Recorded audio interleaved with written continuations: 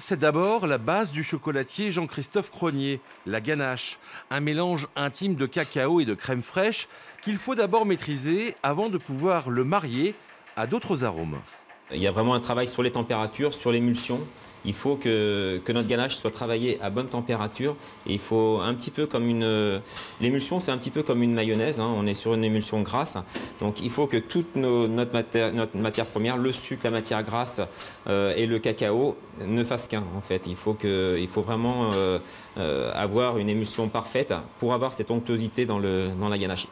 Pour arriver à un équilibre parfait entre les saveurs, rien n'est dû au hasard. La provenance, le terroir d'un cacao jouent bien évidemment sur le résultat final. L'expérience et la maîtrise technique font le reste. Le principal, c'est que ça plaise aux gens, que ce soit quelque chose qui soit gourmand et qu'on a envie de regoûter.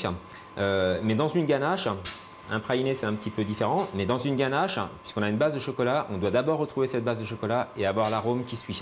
On ne doit pas avoir un arôme puissant et un goût de chocolat plus ou moins volatile derrière. Voilà, il faut d'abord que ce soit un goût chocolat et l'arôme qui suit derrière.